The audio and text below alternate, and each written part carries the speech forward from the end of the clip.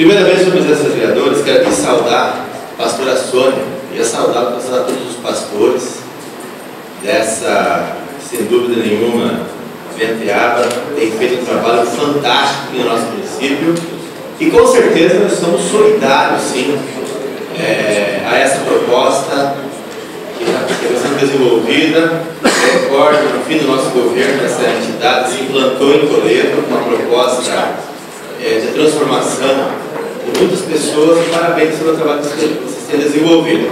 Eu me recordo no período que o prefeito Derli era nosso prefeito de Toledo, foram adquiridos 22 alqueires aqui próximo da BR 317, que liga Toledo ao Ouro Verde do Oeste, da Helena, e foi passado para uma entidade ligada à Igreja Católica, na época, a Fazenda Esperança, e que atende também muitas pessoas também naquela entidade recuperando. Então, sem dúvida, nós somos solidários à proposta dos pastores da comunidade de Venteaba. Sobre os senhores vereadores, quero agradecer aos senhores vereadores pela aprovação dessa moção de aplausos para a MOP, Associação dos Municípios do Paraná. 45 anos de história. E sem dúvida, cada vez mais os municípios do Oeste, 52 municípios, se aproximam mais. O que é bom para Toledo é bom para Cascavel, o que é bom para Cascavel é bom para Ouro Verde, e assim sucessivamente. Então, sem dúvida, a infraestrutura da região Oeste do Paraná, as obras importantes, duplicação de rodovia, etc., foi um trabalho, sim, das administrações públicas, mas também, sem dúvida nenhuma, da junção do Oeste do Paraná. Por isso é uma região que possui as maiores cooperativas do Brasil, uma região produtiva e, sem dúvida, os municípios eles se juntam aí na defesa dos interesses regionais. Então, parabéns aos vereadores pela aprovação dessa moção. E, sem dúvida, falando aqui, eu ouvi atentamente para os senhores vereadores, falando aqui da inundação, eu via o vereador Jandeconto com relação à antiga usina, e olha, isso veio em muitos anos. Aquela barragem que existe na usina é para poder atender o centro de piscicultura. Se estourar aquela barragem ali, morre o centro de piscicultura. Então tem que fazer de fato, e sempre se trabalhou em cima de se fazer um contorno para desviar a água quando acontecem inundações. E infelizmente não foi feito ao longo dos anos, tem que reconhecer isso. Algumas tentativas foram feitas, mas não resolveu. Então tem que resolver. Agora, com relação a inundações aqui na cidade, passava pela rua Senadora Atílio Fontana, pela Avenida Senadora Atílio Fontana, e o rio Toledo, em estado normal, era a Senadora Atílio Fontana. Toda a água da cidade descia, era uma água fora do comum que aconteceu, mais de 300 milímetros. Então é claro que as galerias de águas fluviais feitas ao longo dos anos, o loteamento, não suportaram o volume da água. Tem que reconhecer isso.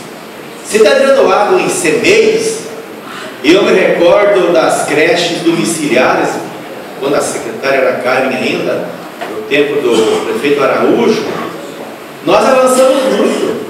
Foram feitas algumas unidades depois públicas do governo Horácio, depois várias do governo Derli, muitas do nosso governo, foram mais de 12 unidades construídas, e algumas do governo federal. O governo federal, é bom que se diga, um país que tem mais de 8.600.000 km², um país continental, o mesmo projeto no Nordeste é o mesmo que no sul do país. Então, lá quase não chove, aqui chove muito. Então, sem dúvida, os climas são diferentes. Sem dúvida, existe no lugar. Agora nós avançamos muito das creches domiciliares. As atuais CMEIs, sem dúvida, avançamos e com certeza o governo Beto vai ampliar, vai melhorar. Tem dinheiro para isso, afinal de contas, nós temos somos um município que tem crescido, mais de 15% ao ano na nossa economia, graças ao esforço do nosso empresário, da massa trabalhadora. Então, sem dúvida, tem recursos sim para melhorar cada vez mais esse mês. E as unidades, claro, de saúde, escolas, etc. Algumas, eu quero aqui dizer que teve algumas coberturas com aquele material ecológico e que não deu certo. Tem que trocar, tem que substituir. É o custo de manutenção, não é normal acontecer isso. Com relação também ao que disse o vereador Mosconi, da mortalidade infantil, olha, gente, o IDH do município de Toledo ao longo dos anos tem se mantido num patamar bastante elevado, um dos melhores municípios do Brasil. E dados como a mortalidade infantil e a perspectiva de vida têm sido itens que figuram como a melhoria da qualidade de vida da população de Toledo. Esses itens dão um patamar elevadíssimo no nosso desenvolvimento humano. E, sem dúvida, eu espero que isso seja mantido, sob pena aí de nós sermos penalizados no futuro. Me permite uma parte, Fabrício? Eu concedo, vereador. Obrigado. É só colocar alguns dados para os menos informados, que não se tratam de 2 para 4. Tratam-se de 4 crianças que faleceram no primeiro quadrimestre de 2013 para 10 em 2014. Foram 6 a mais. Então, só estou falando de criança. Aí, quando nós partimos para os adultos, eram 197 para 332. São 135 pessoas a mais adultos que faleceram. Então, são dados não criados pelo vereador Mosconi, mas trazidos pela secretária de saúde, Denise, a esta Casa de Leis, e que trazem dados realmente preocupantes. Então, não se trata aqui de politicagem, nem de política rasteira. Trata-se de compromisso de vereador que não é bajulador, mas que quer as coisas acontecendo a contento na cidade. Obrigado, meu vereador. Dizer também, com relação ao que foi dito aqui pelo vereador Reinaldo Rocha, eu tenho o maior respeito pelas assistentes sociais. Existem os CRAS, os CREAS, e sem dúvida, as assistentes sociais, pessoas concursadas e que merecem todo o devido respeito. Eu gostaria muito de conversar com uma assistente social que trata do irmão do Adelino lá do Jardim Europa, o Santa Clara.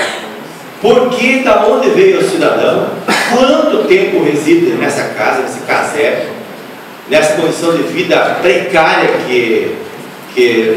porque me recordo, vieram mais quase 6 milhões de reais para pessoas vulneráveis, para fazer casa para pessoas exatamente nesse estilo, e foram devolvidos esse dinheiro porque Toledo não tinha as pessoas nessa condição. Então eu lamento que tenha pessoas vivendo em Toledo em caserna como esse. Tem que ver um relatório social. O que houve de fato com esse cidadão?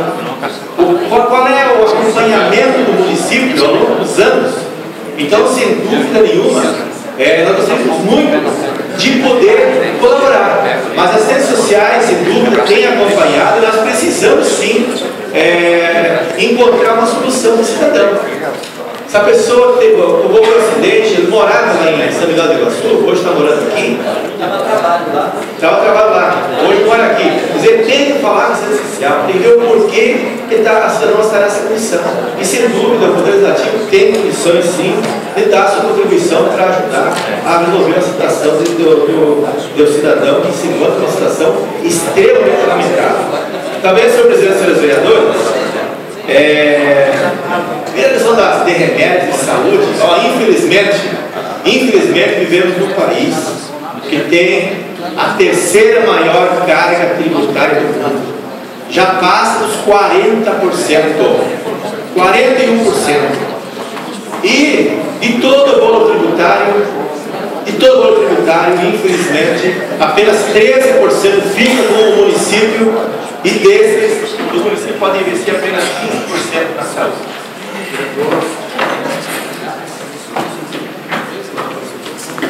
Vereador, líder do PMDB, 5 minutos.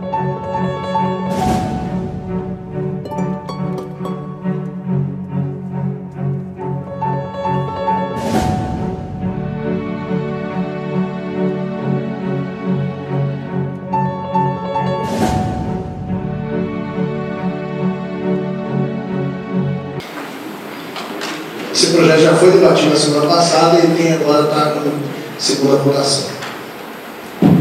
Senhor presidente, colegas vereadores, esse projeto de lei proposto pelos vereadores citados pela secretária dessa casa cria o Dia Municipal de Doador de Medula Óssea. E a própria vereadora Sueli explicava na sessão passada como é simples e fácil fazer e se colocar, na verdade, nesse banco de dados para posterior doação, ou futura doação, se necessário e se houver compatibilidade com uma pessoa necessitada. É um processo simples: tirar uma gotinha de sangue, deixar ela no banco, e um dia, sabe, poderemos, com essa atitude, salvar uma vida ou salvar vidas.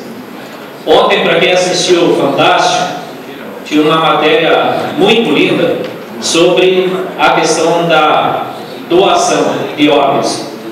E trazia um fato assim de uma mãe que teve seu filho que faleceu no processo de atropelamento, se não me engano, e aí o médico veio dar a notícia a ela, seu filho já é um anjo. E naquele momento a mãe se colocou numa condição de tudo que fosse possível fazer, de doação de órgãos, ela o fez. E aquele coraçãozinho daquela criança salvou a vida de uma outra criança. E hoje a mãe do filho doador se encontra constantemente com a menina que recebeu. Assim, nós estávamos a família inteira, eu, minha esposa, os 2 filhos. Eu me emocionei, acabamos chorando junto, pela emoção e por um ato assim tão bonito, A própria novela fez uma passagem muito bonita essa semana também, apesar de que o trem desandou em tranqueira, em porcaria, em más dizer, mas pelo menos naquele momento aquela novela trouxe esse lado emocional, que seria a doação, justamente esse encontro, do doador ou da família do doador com quem recebeu. Então, e é extraordinário ver como isso é importante e quantas pessoas precisam dessa ternura, dessa compaixão e desse ato de nobreza, e desse ato também.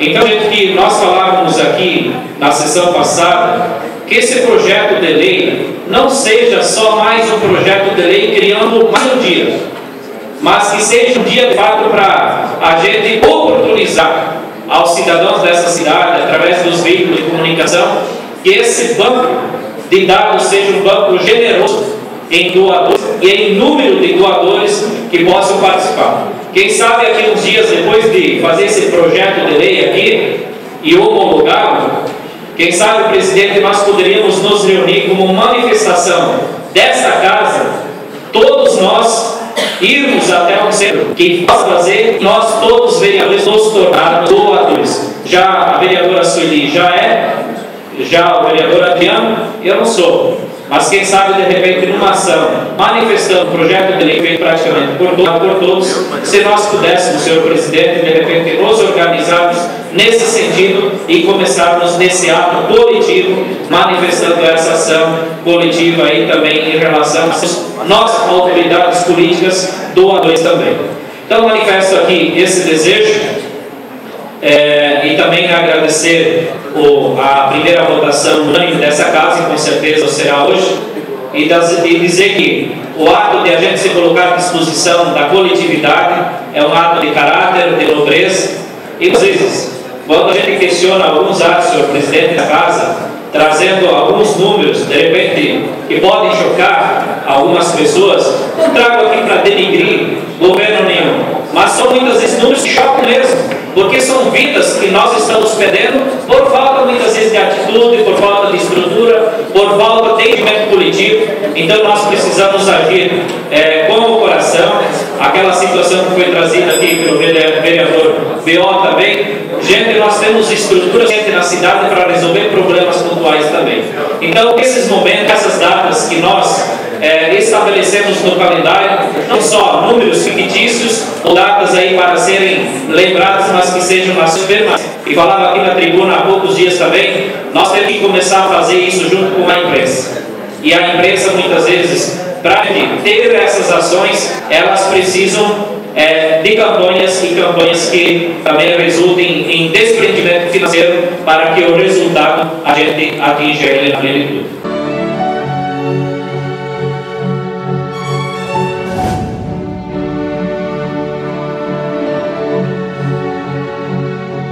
Lúcio Marco, por gentileza.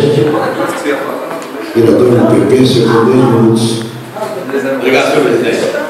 Na verdade, é isso, vereador Furlan, porque o governo federal não atualiza o salário mínimo, mas não atualiza os valores do limite das casas. Mas venho aqui falar, senhores vereadores, quero parabenizar aqui o Paulo Weber Júnior pelo seu, Paulo Torres. Paulo Weber Júnior é um grande radialista da Rádio Via Toledo, e o Paulo Torres é um excepcional jornalista aqui que faz parte dessa casa. E quero parabenizar a gringa, a Eliana, que fez uma matéria aqui sobre o terminal urbano da Grande Pioneira, que não deixa de ser um box de transporte de passageiros. Isso agora com as reformas que estão acontecendo no antigo trem, que vai ser a Primato, está anexo lá, esse terminal que não deixa de ser um grande ponto de ônibus, sem dúvida é o momento de fazer uma reforma e atender aquilo que a comunidade realmente necessita lá. Quero dizer que fui um grande autor do projeto de levar a linha metropolitana passando pela Grande Pioneira para Cascavel, depois da abertura da 1º de maio, com o ônibus metropolitano. Pra você ter uma ideia, a linha metropolitana, o preço da passagem, presidente do exercício, é R$4 a passagem de Cascavel. O ônibus convencional é 11,28%. Quer dizer, é praticamente o triplo do valor da linha metropolitana. Então, fizemos um grande trabalho na época e conquistamos, depois, evidentemente, da instalação desse box de transporte de passageiro na região da Grande Pioneira. Conquistamos a linha metropolitana, que atende milhares de pessoas por mês nesse espaço. Então, pedimos ao Executivo que faça. Parabéns à Gazeta por apresentar essa